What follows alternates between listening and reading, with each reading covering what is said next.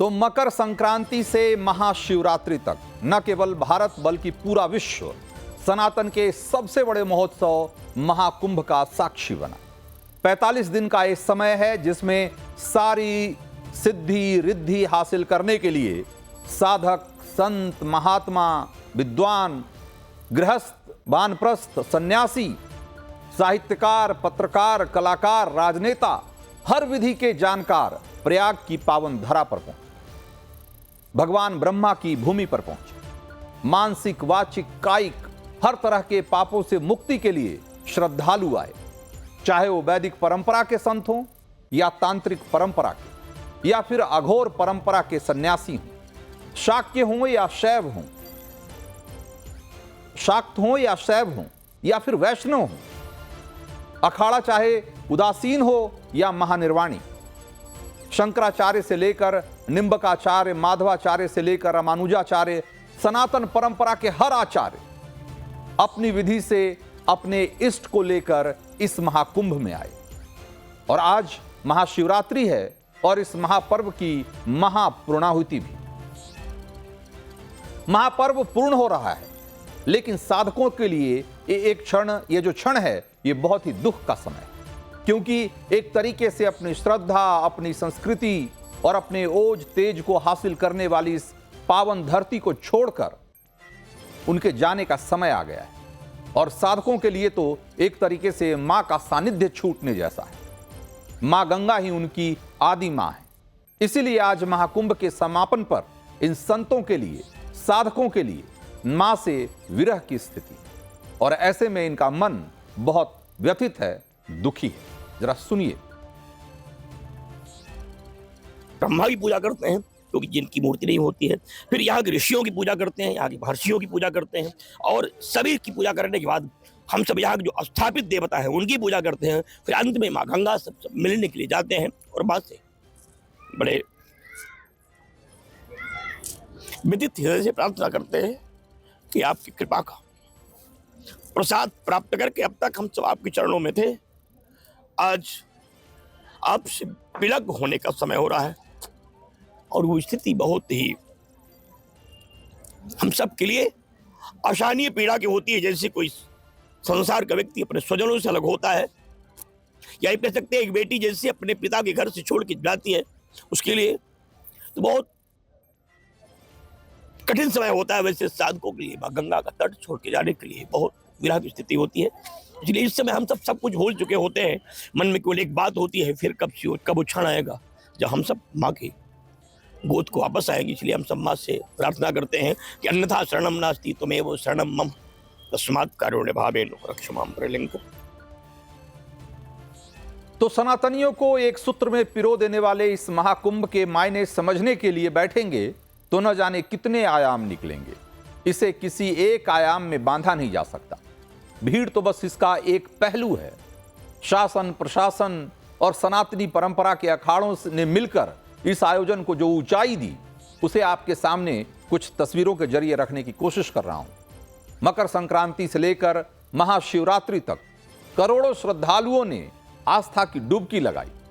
आम भक्तों से लेकर वीआईपी तक सब सनातन की पावन धरा पर पहुंचे, और ये उसी की कुछ तस्वीरें हैं। 13 जनवरी से लेकर और आज की तारीख तक किस तरीके से तीर्थराज प्रयाग में ये महा आयोजन हुआ, उसकी कुछ झलकियां हमने आपको दिखाई।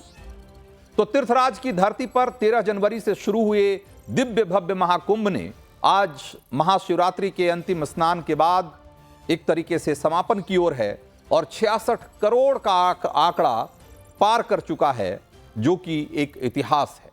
महाशिवरात्रि के अंतिम स्नान पर्व पर आज शाम 4 बजे तक 1,32,00,000 श्रद्धालुओं ने डुबकी लगाई।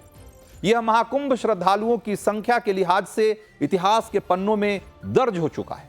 और कुंभ ही नहीं, दुनिया के किसी भी आयोजन में आज तक एक साथ इतनी बड़ी तादाद में लोग कभी नहीं इकट्ठा हुए, जितने 45 दिनों के अंदर प्रयागराज में बनाए गए इस अस्थायी शहर में जुटे। यह संख्या कई देशों की आबादी से भी कई गुना ज्यादा है। अमेरिका की आबादी की 2 गुनी से ज्यादा, पाकिस्तान की आबादी के 2.5 गुनी से ज्यादा, और रूस की तो खैर 4 गुनी से भी ज्यादा। संगम में डुबकी लगाने वालों की यह संख्या दुनिया के 193 देशों की जनसंख्या से ज्यादा है। सिर्फ भारत और चीन की आबादी ही महाकुंभ आए श्रद्धालुओं से ज्यादा है। अगर अपने देश की कुल जनसंख्या के से अगर देखेंगे तो महाकुंभ में डुबकी लगाने वालों की अगर संख्या देखें तो लगभग 50% भारत ने त्रिवेणी संगम में डुबकी लगाई। और अगर सनातनियों की बात करें तो देश के 60% हिंदुओं से ज्यादा और दुनिया के करीब 55% सनातनियों ने यह पावन स्नान किया है। 45 दिन तक चले इस आयोजन में श्रद्धा की डुबकी लगाने के लिए दुनिया भर से श्रद्धालु आए। 73 देशों के राजनयिक, भूटान नरेश नामग्याल वांगचुक समेत दुनिया के कई देशों के अतिथि अमृत स्नान करने पहुंचे। मां जानकी के मायके नेपाल से 50 लाख से ज्यादा श्रद्धालुओं ने त्रिवेणी में आकर पवित्र स्नान किया और महाकुंभ के साक्षी बने। इसके अलावा इटली, फ्रांस, यूके, पुर्तगाल, अमेरिका, इजराइल, ईरान, मॉरिशस तमाम देशों से कोने कोने से हिंदू श्रद्धालु प्रयागराज पहुंचे। इससे पहले साल 2019 में प्रयागराज कुंभ में 24 करोड़ लोगों ने डुबकी लगाई थी और साल 2013 में 12 करोड़ लोगों ने स्नान किया था। लेकिन 2025 में सारा रिकॉर्ड टूट गया, 66 करोड़ पार पहुंच गया। उस हिसाब से देखें तो प्रयागराज महाकुंभ में इस बार हर रोज औसतन 1.5 करोड़ श्रद्धालुओं ने संगम में डुबकी लगाई। सीएम योगी आदित्यनाथ ने शुरुआत में कहा था कि महाकुंभ में श्रद्धालुओं की संख्या अगर 60 करोड़ से पार पहुंचती है तो अनुमान है कि यूपी की जीडीपी को 3,15,000 करोड़ से लेकर 3,50,000 करोड़ रुपए तक का फायदा होगा। लेकिन आंकड़ा 66 करोड़ के पार पहुंच गया है और यह आर्थिक तौर पर कैसे क्रांतिकारी साबित हो रहा है आप ये जानेंगे तब आप समझ पाएंगे कि जब योगी और मोदी धार्मिक पर्यटन की बात करते हैं तो उसका मतलब क्या होता है। तो यूपी सरकार ने, जरा कुछ आंकड़ों को समझिए कि यूपी सरकार ने इस महाकुंभ के आयोजन में 7,500 करोड़ रुपए खर्च किए, जिसमें केंद्र का हिस्सा था 2,100 करोड़ का।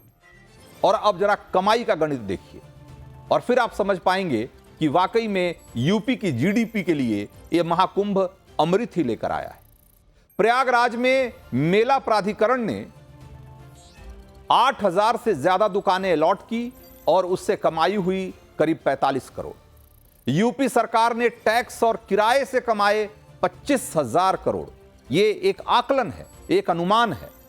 होटल इंडस्ट्री की कमाई लगभग 40,000 करोड़ के पार बताई जा रही है और खाने पीने वाले होटलों की कमाई, जो ढाबे हैं, उनकी कमाई 20,000 करोड़ रुपए के आसपास हुई।